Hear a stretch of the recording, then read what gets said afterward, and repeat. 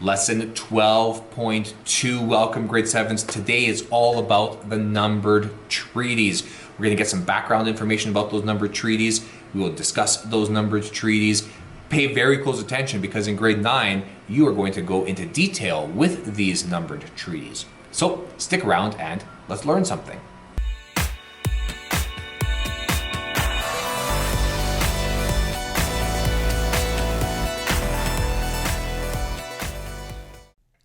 It's lesson 12.2. We're going to find out why did the First Nations and the Government of Canada sign the numbered treaties. This was one of your vocabulary words. We're going to take a look at the numbered treaties that the First Nations signed with the Canadian government. This is going to be an introduction to these treaties. In grade 9 social studies, you actually take an in-depth look at these treaties, what they actually did for the First Nations that signed them, and how they are playing into the story of Canada today in modern times as well. But I'm going to give you the history of the numbered treaties, so then you're all set for your in-depth analysis in grade 9. And the treaties happened in the West, and it was the First Nations and Métis who were the first to feel the effects of this immigration that was coming over. And they lived in different parts of the West. So on the plains, for example, the buffalo had become scarce. They were being overhunted by the people that were migrating to the West. So now the buffalo had become scarce. In the North, we have miners and trappers moving into First Nations territories. And here on the prairies, the good hunting land turned into good farmland. And we know our First Nations, they're hunters, not farmers. So they really felt the effect of these immigrants that were coming in. Europeans also brought diseases with them. So they brought smallpox and tuberculosis as well. And our First Nations, they did not have immunity to these diseases. So that also affected them as well.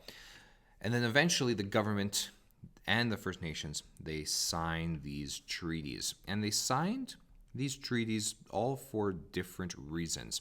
There are a total of 11 treaties, the numbered treaties, and these were made between 1871 and 1921. So Canada is a country in 1867. They begin these numbered treaties in 1871. And you can see here on the map where the various treaties are. Now, Edmonton is on Treaty 6 land, and these were signed between 1876 and 1878. And these treaties go all the way from the Great Lakes in Ontario all the way to the Rocky Mountains. The Government of Canada wanted control of land and the natural resources. They needed our First Nations to agree to these treaties. They needed them to agree specifically to the immigration policy so that it was going to be a successful national policy. And down in the South, in the United States, the First Nations in the United States, they were at war over these same ideas, over these ideas of land and natural resources. And John A. Macdonald knew that progress would be slowed down if he went to war with the First Nations. It would lead to slow progress, and it would lead to great suffering. The First Nations, they decided to sign their treaties. They agreed to the treaties because they wanted to protect the rights to the land and natural resources. The elders saw and they knew that the future will bring more and more immigrants to Western Canada, so they needed to sign these treaties in order to maintain their place in society. So the First Nations, they agreed to sign the treaties. And they did also because they needed food and they needed the money that the government promised them. Their communities were being threatened with disease. Their communities were being threatened with starvation. The buffalo was disappearing. So this was a way for them to get the help that they needed. And like what was happening in the States, the First Nations, they saw the treaties as an alternative to war. And they saw this as a way to set up their own farms and their own industries to avoid losing their land. The government of Canada promised that they were going to set land aside in trust. So the government of Canada said, okay, we've got these immigrants coming over, they're going to get this land, they're going to buy it from us, and then we promise you, the First Nations, we will set aside land for you to be able to use. The First Nations, taking all the information from the treaties and what the government was saying, and they saw this as a nation-to-nation agreement. The First Nations saw themselves as a nation, and they saw Canada as a nation. So they saw two nations coming together in agreement. So let's take a look at the treaties. Now, each treaty was definitely different. There's 11 different treaties with different needs and different circumstances. So each one was different, but there were some similarities. So some of the similarities, for example, is that the government is going to provide cash payments in each of these treaties. The government will also provide goods, so either fishing or farming equipment, the things that are needed for those people in those areas to be successful. So if you've got access to fish and you've got healthy fish stock, then the government is going to provide you with the fishing equipment that you need.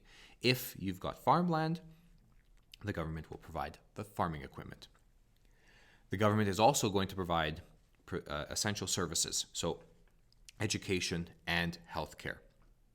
In exchange for all of these promises that the government of Canada makes to the First Nations will allow the newcomers, the immigrants, onto the land to use the land. The First Nations, that land that gets set aside from the previous slide, they receive the sole use of that reserved land. But there's some difference in understandings of these treaties. There was a language and cultural differences between the Canadian government and that of the First Nations. So it made it difficult for the treaties to really be understood. The Canadian government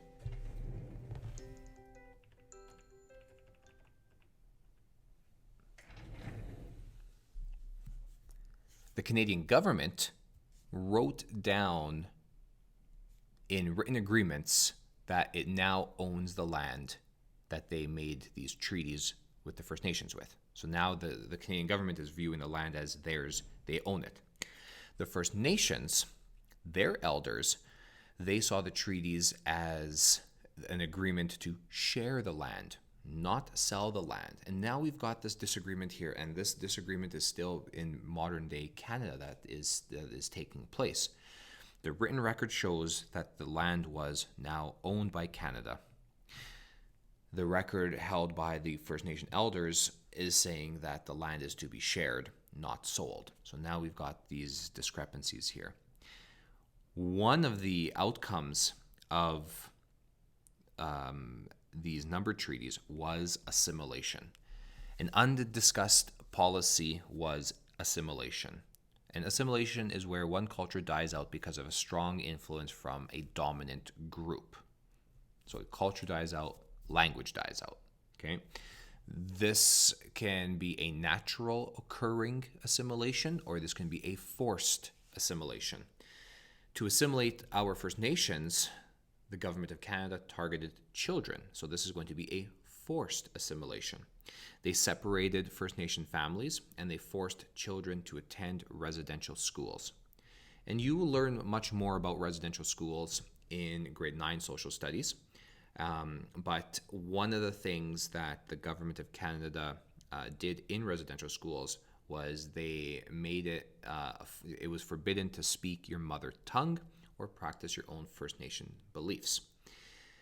Children of First Nations, they spent lots of time away from their parents, and over time they lost their roots. They lost their connections to their First Nation culture, to their First Nation families.